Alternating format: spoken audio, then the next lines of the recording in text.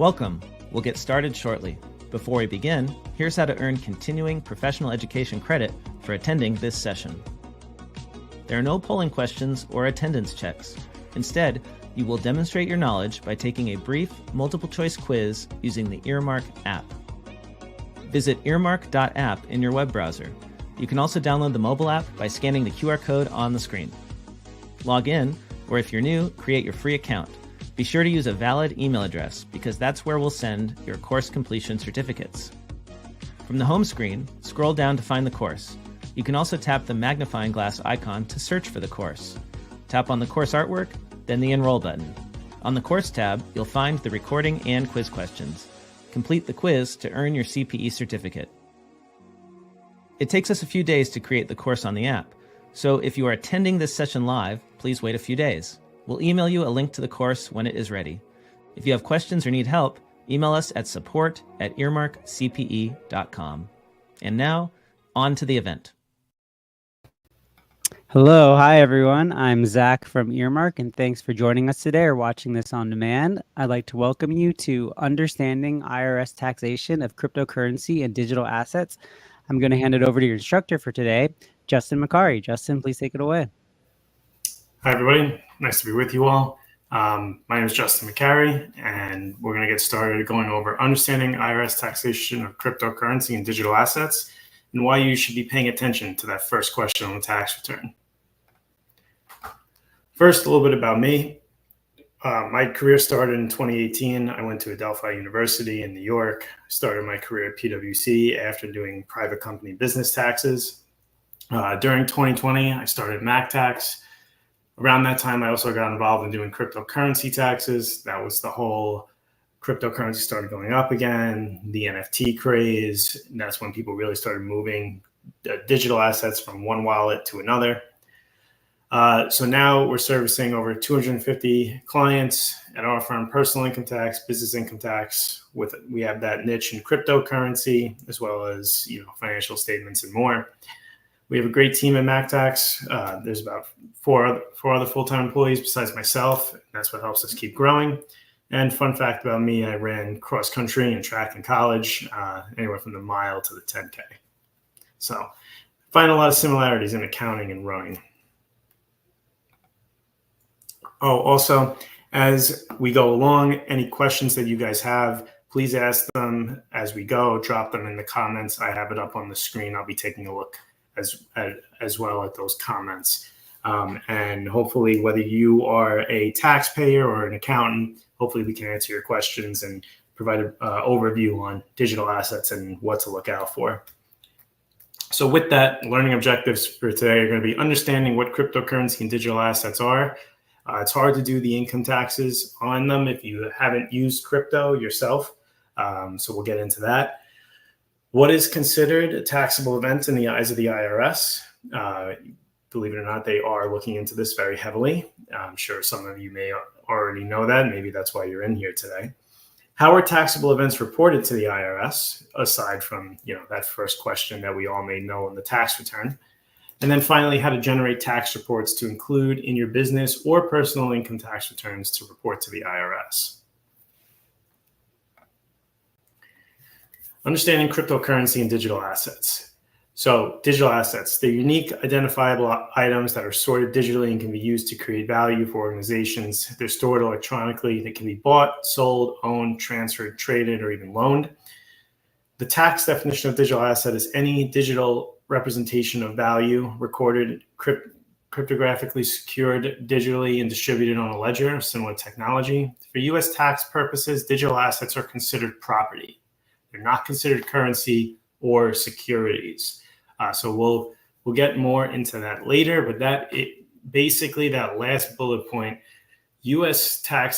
considers it property, is the reason why cryptocurrency taxation is so involved and can be very time consuming, especially given if a particular taxpayer has a lot of volume of transactions, whether it's staking, trading, loans, business activity, etc.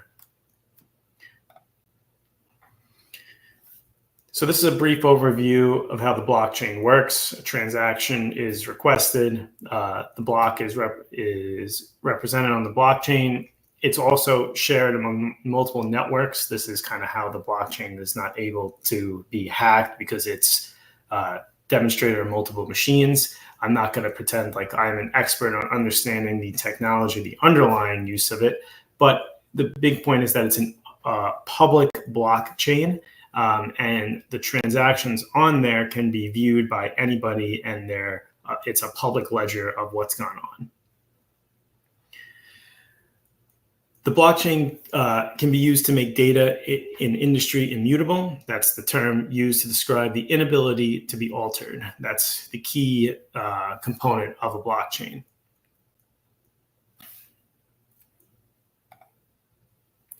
So let's talk about an exchange, centralized exchange versus decentralized wallet. So an exchange is typically, if we're talking centralized exchanges, a crypto exchange where users can buy and sell cryptocurrencies, and the centralized exchange has accounts where they buy and sell and maintain those assets for the user, kind of similar to like a Fidelity or Charles Schwab.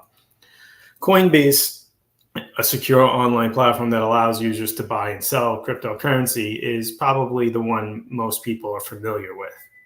Now, a decentralized wallet allows users to have control over their private keys and funds. This is where a platform like Coinbase does not hold and secure it.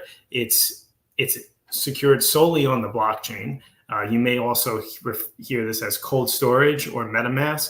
So MetaMask is an example of a decentralized wallet, as well as if you buy a ledger to store your crypto on quote unquote cold storage. We can get into more of that later. That's where you move it to a wallet that is not connected to the internet, but you hold a set of 13 to or more words that are just your password to get into that wallet. So it's just a long string of letters and numbers as a public wallet address. That's where users can send crypto and receive crypto. And the only way to access that wallet is if you have the 13 private words, or again, it could be more. And that's the only way to get in. So if you lose those, you're basically, you lost your money, you lost what's in that wallet. So it's totally decentralized. It's the cryptocurrency equivalent of keeping money under your mattress. It's not backed by any FDIC or anything like that, or guarantee of a centralized exchange. So there are different blockchains. There's a Bitcoin blockchain, there's Ethereum blockchain, and there's also other blockchains out there. Ethereum is what most people are probably used to seeing. Etherscan is a common one. Back when everyone was buying kind of NFTs or getting involved in staking or swapping or decentralized exchanges where you can provide liquidity to an exchange of a certain token in exchange for yield, they call it, which is the equivalent of basically interest that you earn. Etherscan is a great example of the different blockchains you can look on there, and it shows you a lot of detail of very clearly and easily, in my opinion, of if you have one address that sends crypto to another address, or Coinbase or Gemini, or if you bought an NFT on OpenSea, you can see a lot of the detail on Ethereum. And all of these blockchains have some type of a block explorer like Etherscan, where you can look into the blockchain detail and see the nature of what the transaction was, seeing the two public wallet addresses, the value of what was exchanged, as well as the fee, the network fee, otherwise known as the gas fee for performing such transaction on that blockchain. And there's competing and other different blockchains, Avalanche, which is AVAX, Polygon, Chainlink, etc. But the two main ones are Bitcoin and Ethereum if you're new to cryptocurrency. So then there's also what's called layer 2. Layer 2, from a tax perspective, poses more complicated situations in terms of gathering one's transactions. We're gonna get into that later as well. In order to properly do somebody's crypto transactions, you need to gather all the transactions from all their exchanges.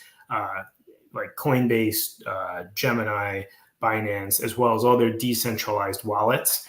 But sometimes in these wallets, you can bridge it, what they call it, where you move crypto into what's called a layer 2 chain. This is a protocol, a platform where typically the fees for transacting are lower.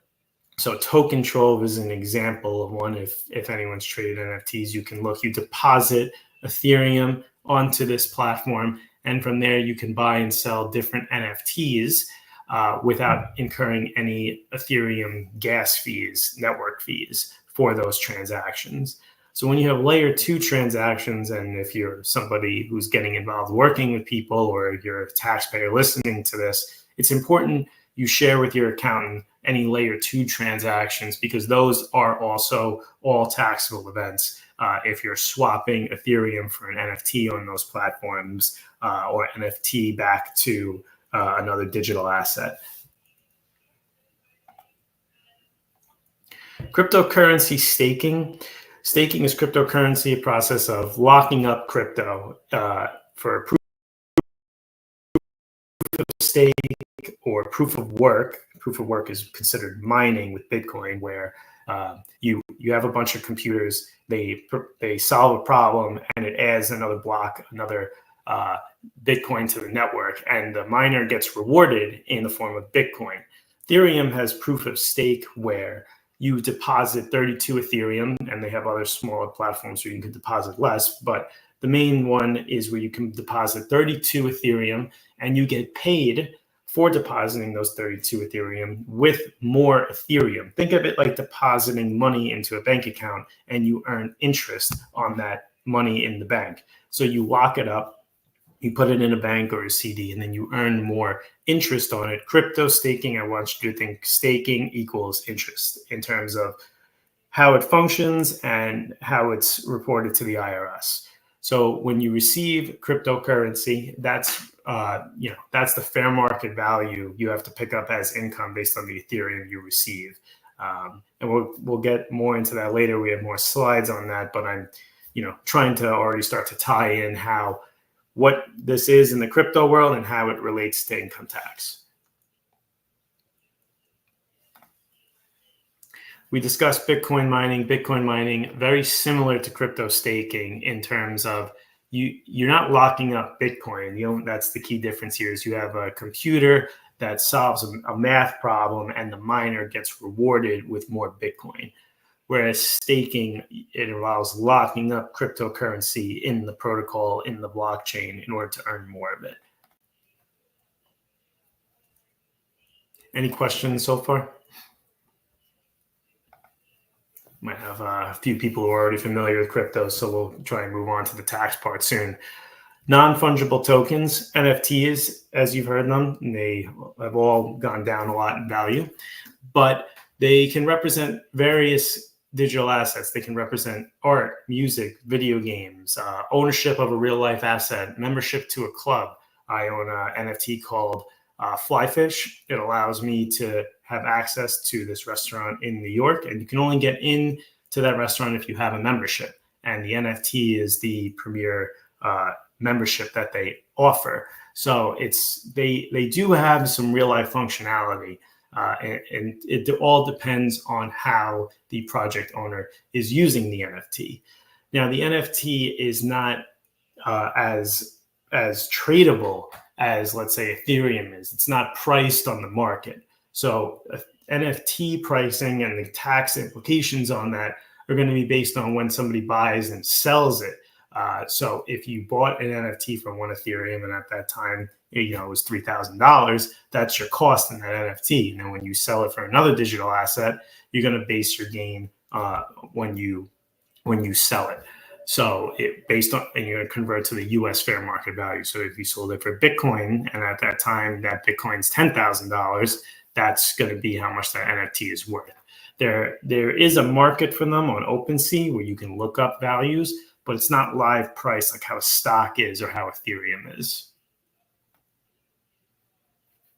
What is an airdrop? An airdrop is when you get deposited money or crypto or some other type of digital asset like an NFT without paying for it. Typically, this is viewed as income by the IRS. So for the other NFT that I own is VeeFriends. Gary Vaynerchuk put out this collection.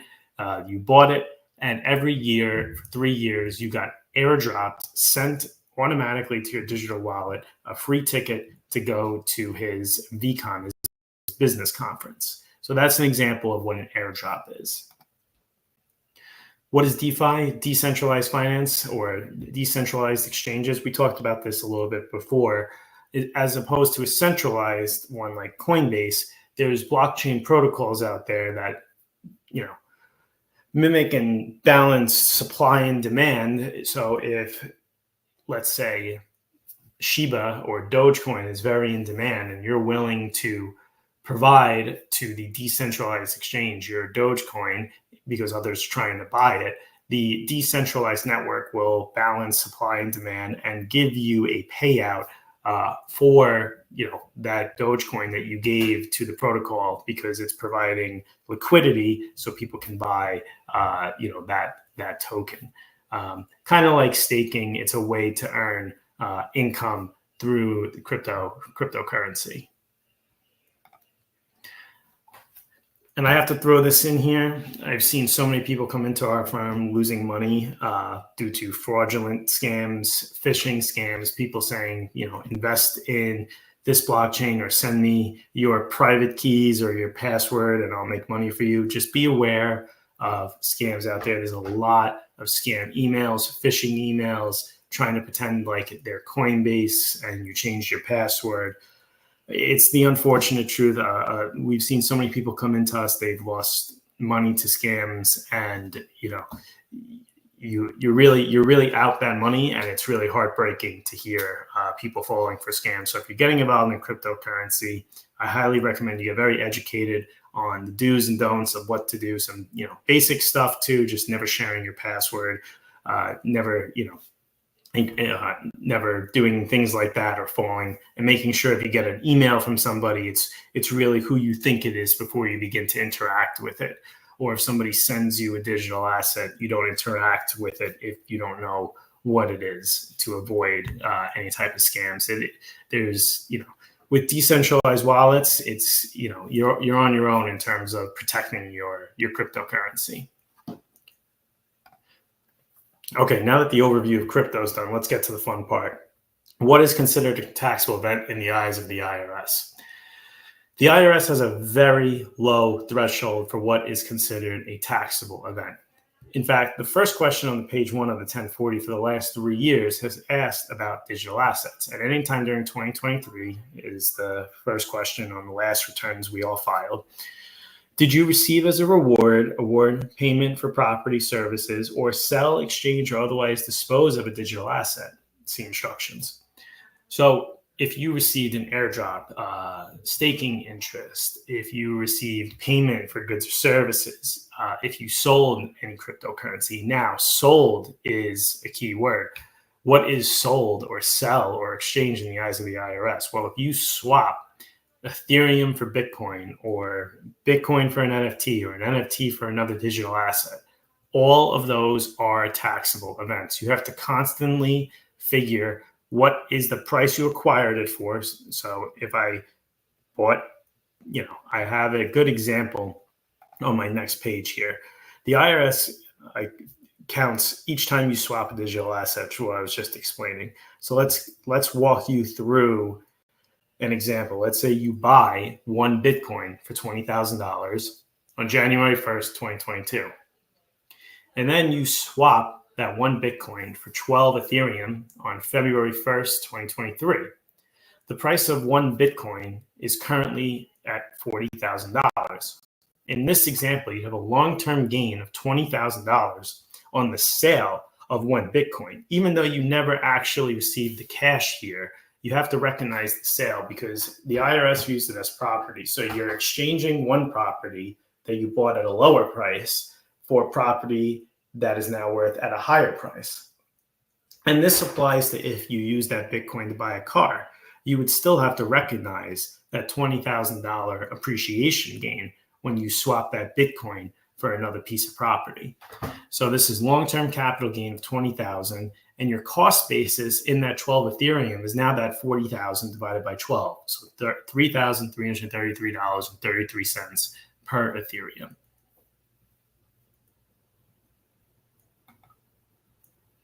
And just to go back real quick, because I'm not seeing any questions and I really want to drive this point home. This right here is probably still to this day the biggest thing and the biggest hurdle in terms of educating taxpayers of the consequences of what's involved when dealing with cryptocurrency.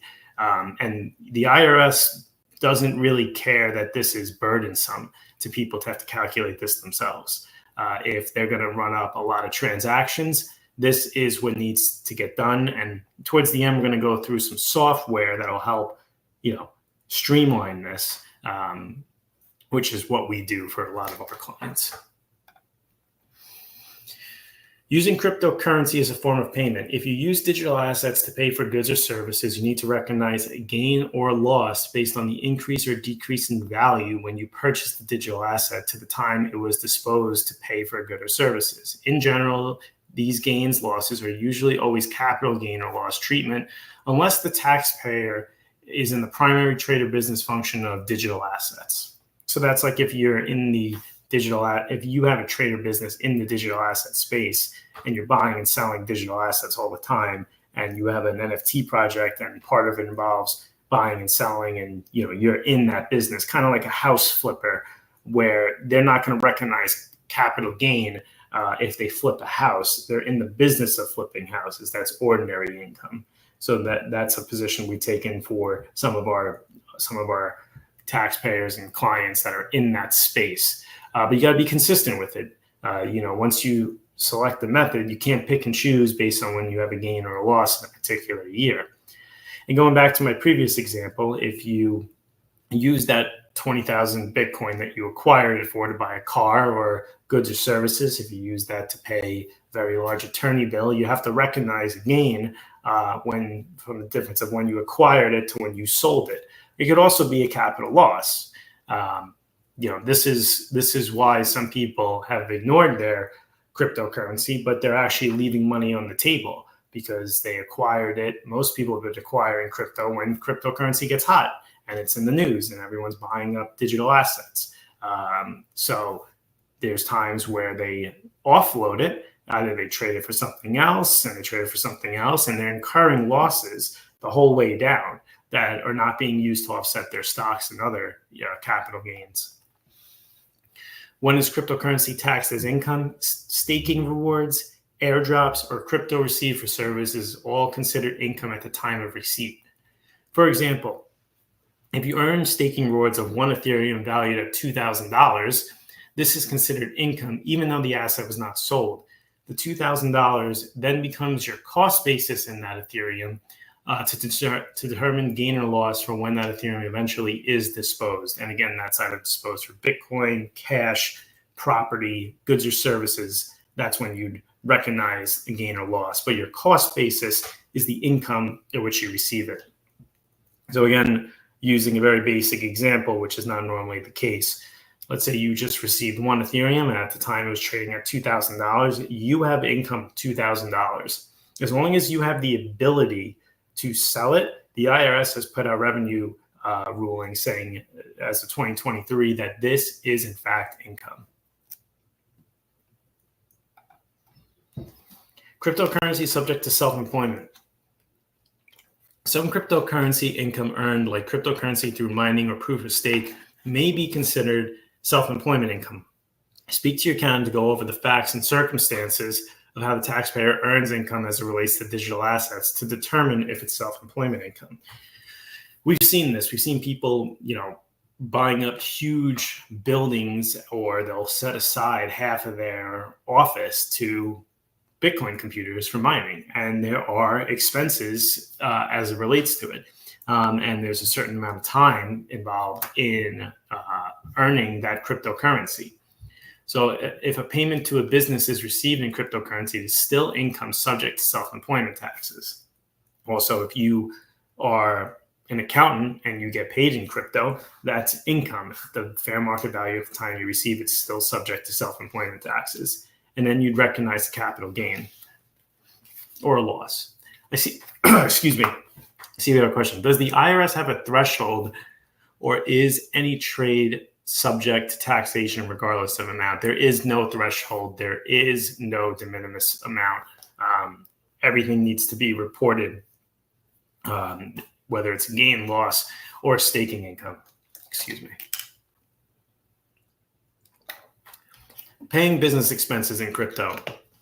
So this is special consideration for businesses. Paying for business expenses in crypto incurs as ordinary expenses based on the fair market value of the crypto asset at the time of the expense, plus a gain or loss that needs to be recognized on the disposed crypto used to pay a business expense. Need to also consider 1099 considerations and any other tax considerations like non-resident withholding, etc. So let's say, again, same scenario, bought Bitcoin for $20,000 on January 1st, 2022. And I used that Bitcoin to pay a legal bill of $40,000 on February 1st, 2023.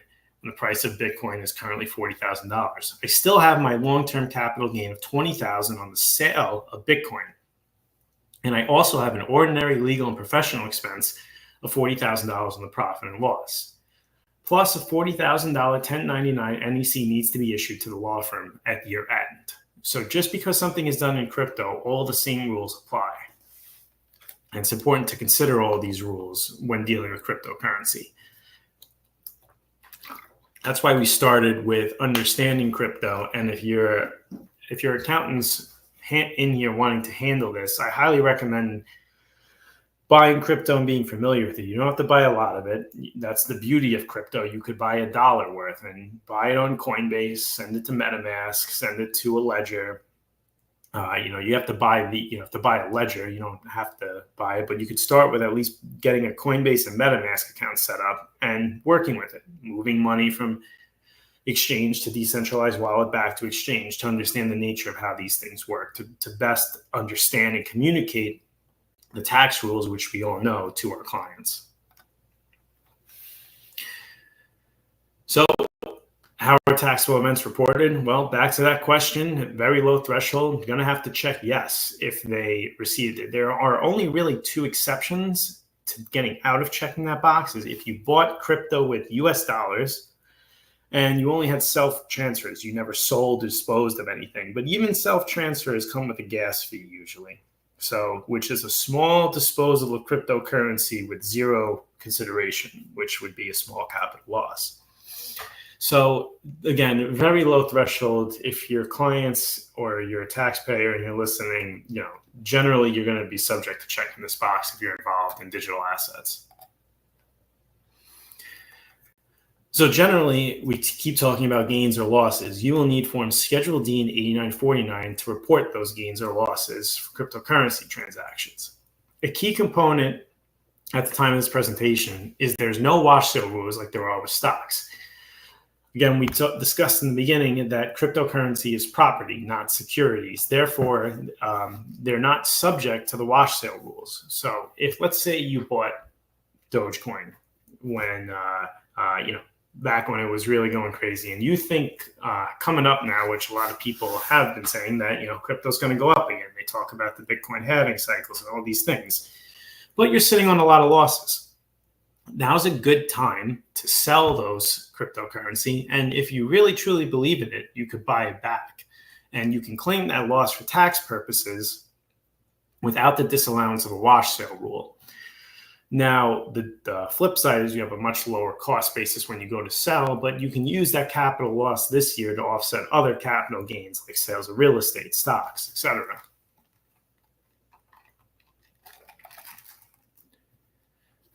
Other income like airdrops, staking rewards, miscellaneous rewards, other income that is not self-employment income will be reported on Schedule 1, Line 8Z. That's not subject to self-employment. Self-employment income will be reported on Schedule C and or Schedule E, or for flow-throughs like partnerships and S-corps, less the applicable business expenses.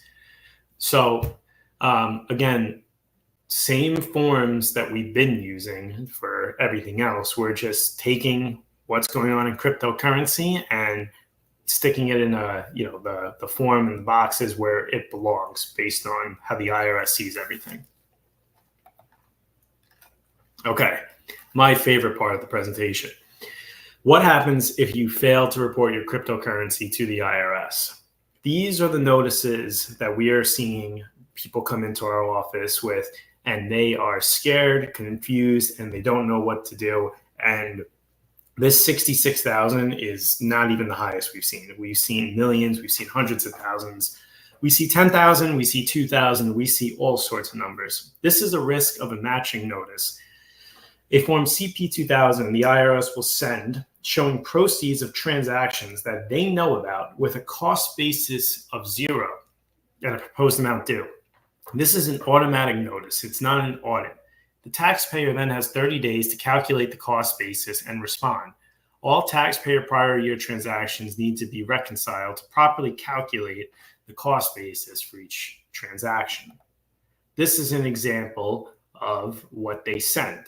So you see here, this taxpayer in particular had sales, disposals of Bitcoin, and they're showing the total proceeds reported by others. The taxpayer did not report it, but they show no cost basis. They're showing a full 59,755 proceeds of the Ethereum, and the IRS is not going to assume any cost basis for you. And the other issue here is these may be self-transfers. These may be transfers from one exchange to another. But if you don't have the proper documentation to show to the IRS that this was not a true sale, you're not going to be able to fight this notice. Also, you need to calculate your cost basis because the IRS is just going to assume it's all proceeds.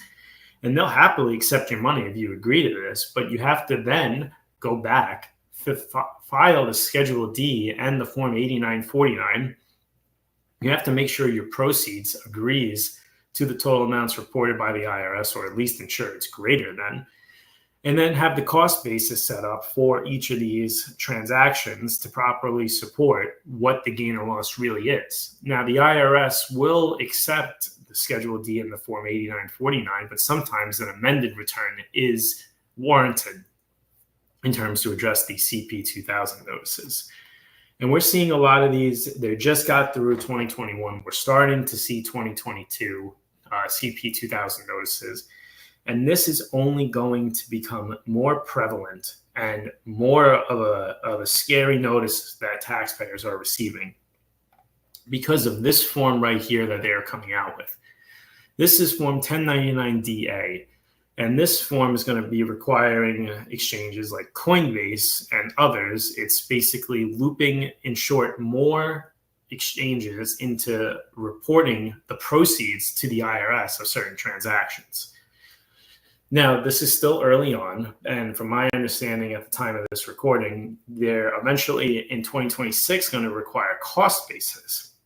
But these exchanges, and going back to the notice for a moment, these exchanges don't know your cost basis. If you take cryptocurrency, buy it on Coinbase, you send it to MetaMask, and then you send it to Ledger, and then you send it to Gemini, and then you sell it.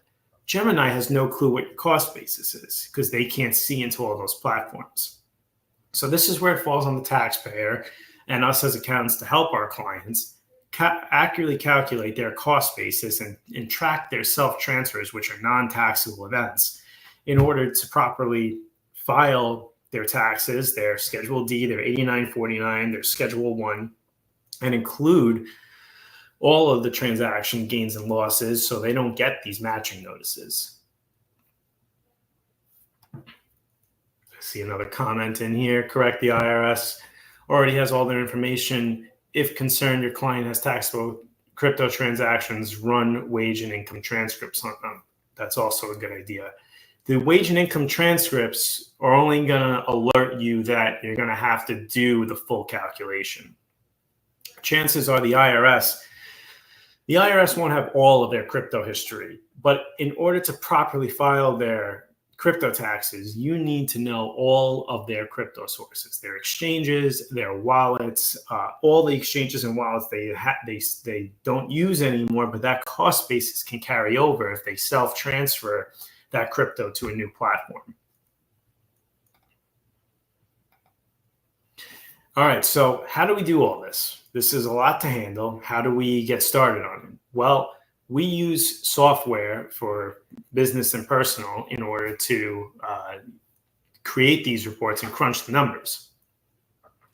We use Zenledger as our preferred software for personal. Zenledger can also be used for business, but for more advanced businesses, we use Bitwave. That is a full-on cryptocurrency accounting platform that can have journal entries and integrate within QuickBooks and other accounting softwares. Zenledger, primarily for individuals, is what we use. There are a lot of other cryptocurrency softwares out there. These are just the ones that we use at our firm, and I encourage you to do your own research.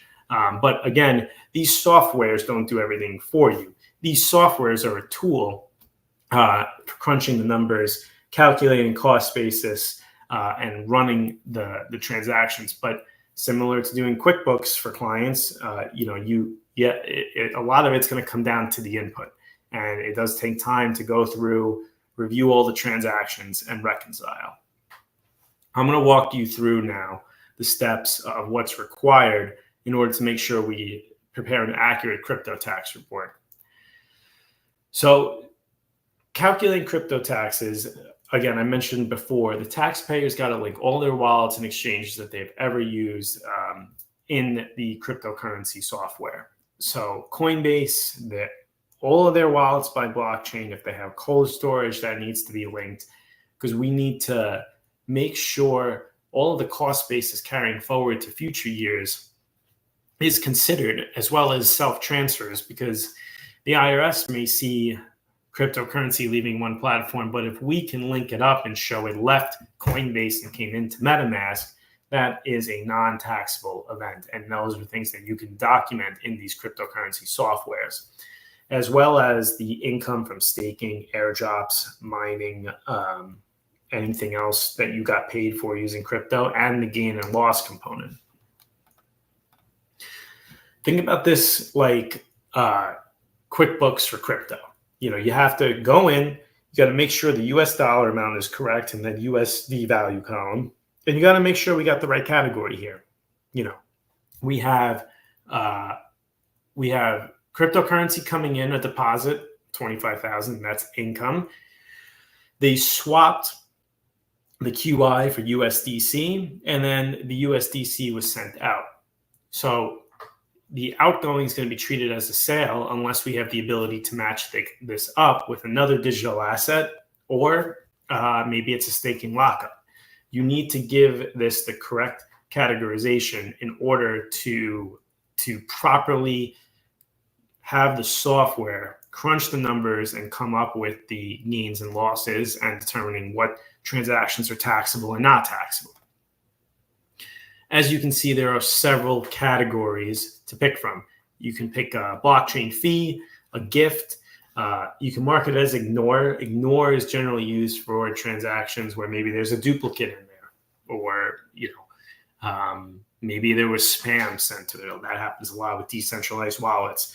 People send nonsense or NFTs that are malicious, where if you interact with it, it can steal the money out of your wallet.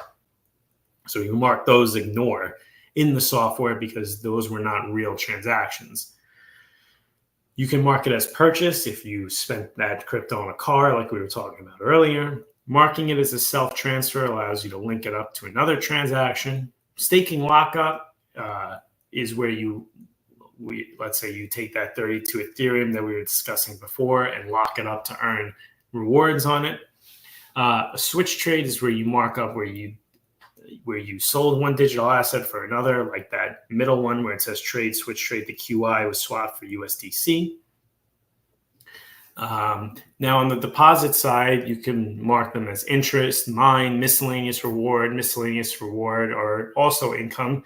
Those are the small rewards if you've ever used Coinbase, where they give you a learning reward for learning about different digital assets.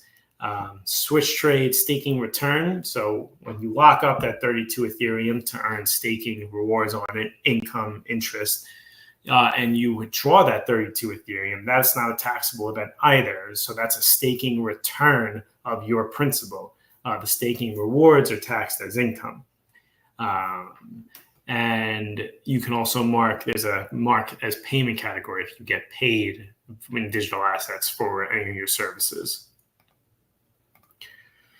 The cryptocurrency software is very good. Again, these are all screenshots from ZenLedger. They allow you to calculate the crypto in any of the permissible methods: first in, first out, last in, first out, highest in, first out, or average cost basis. And you can also, once you're done doing the reconciliation process where you confirm the USD amounts are correct, you give everything the correct categorization. And again, you did the first step where you started with adding all your exchanges and wallets. If you don't have all your exchanges or wallets added, the categorization process is not going to be complete. But at the end here, you can download all your forms to include on your tax return: the Form 8949, the Schedule 1, the Schedule D, Schedule A if you did any charitable donations in crypto, Schedule C if you were doing mining activity, and so on. And they have more specific forms, specialty forms as well. Again, ZenLedger is not the only crypto tax software out there. There are many crypto tax softwares out there. But again, you need to, it's on the taxpayer as well as their accountant that they're working with to review the inputs to the software. You can't just upload it and assume it's all done in 5 minutes. That if you do that, it's not going to be correct. They may certain platforms may advertise that, but it's not accurate. This stuff takes time to go through, and you may be going through just to backtrack certain transactions, and you may see like a USDC is leaving, it's outgoing. But thinking back to the year, if the taxpayer is looking at this, they may say, oh, well, I never had such a big sale. I sent that to MetaMask. My MetaMask wasn't added to the import screen, so it's not matching up as a self-transfer. So there's a little bit of back and forth involved in here in terms of categorizing things and cross-referencing back to what's been imported to ensure all of the transactions for the taxpayer are in here to properly calculate their gains, losses, and income from cryptocurrency. So in closing, take digital asset reporting seriously. Don't ignore it. It's the first question on the tax return for a reason. And if your clients say they have crypto, make sure you really press them and try and help them by saying, listen, we don't want to have you get an IRS matching notice CP2000 because they are increasing. And the broker requirements Form 1099-DA coming out next year will only be increasing the amount of automatic notices that the IRS sends out. If your client says, I did not sell anything, explain how cryptocurrency taxation works. They likely have taxable events, or they may not be aware of how the IRS treats sales for purposes of taxation in the IRS's eyes. And use the current rules to your advantage. No wash sale and maximizing your capital losses where you can. We help taxpayers, personal and business, with their digital assets, and for accounting firms to have clients invest in digital assets who need help. We work with a number of accounting firms to handle the cryptocurrency tax part specifically. So we're always happy if you reach out to ask us questions. If you're watching this webinar, reach out. Happy to help you. Or if it's something where you just want us to handle and send you the reports, we can maybe do that as well. But we're here to help. And with that, contact info, social media info on the screen. I'd love to take any questions that you guys have.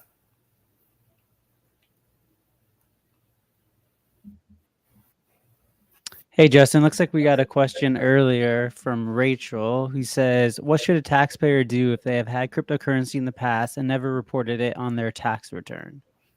That's a great question. I would say for that, get started with a platform.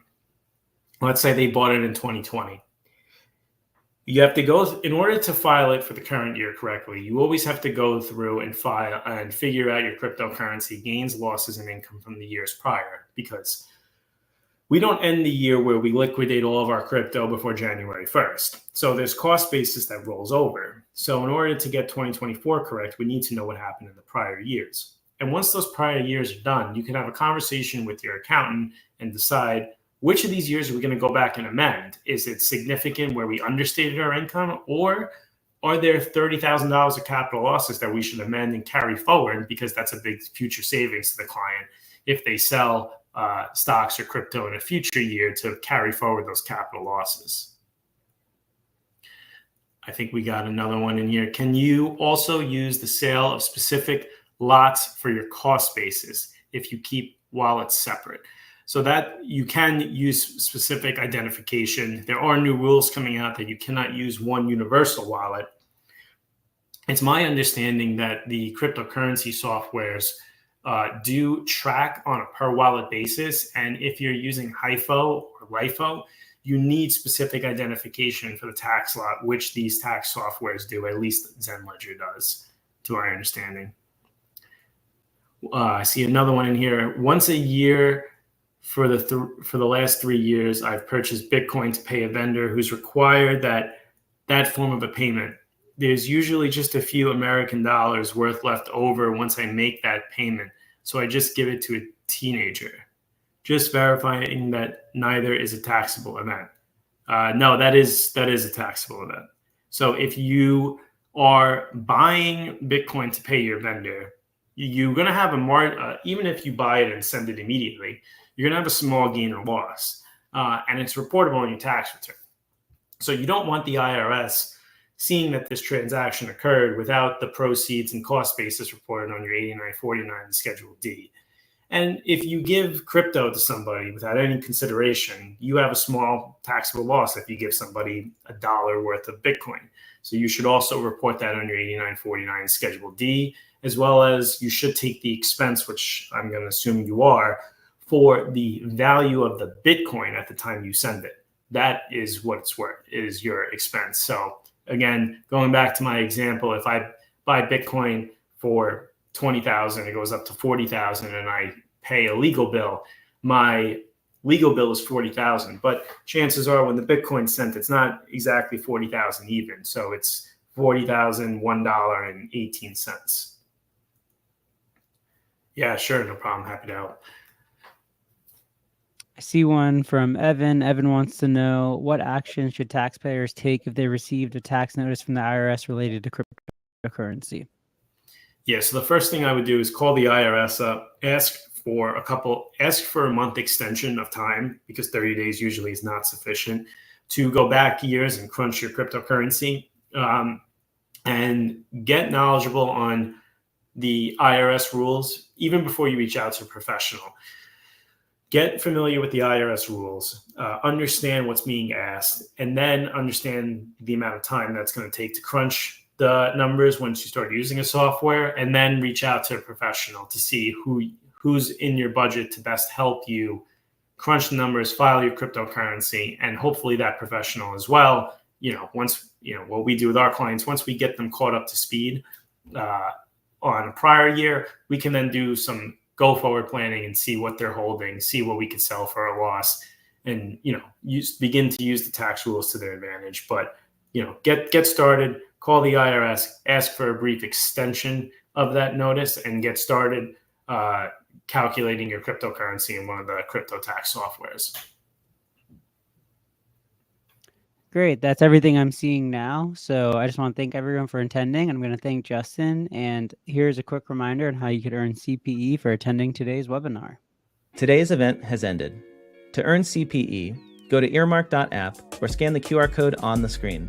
Then log in or create your free account. Search for the course by tapping on the magnifying glass icon on the home screen and then entering the name of this event. It takes a few days to make the course, so if you're attending this event live, keep an eye out for an email letting you know when the course is available. Pass the quiz to earn your CPE, then tap the button to email yourself a certificate.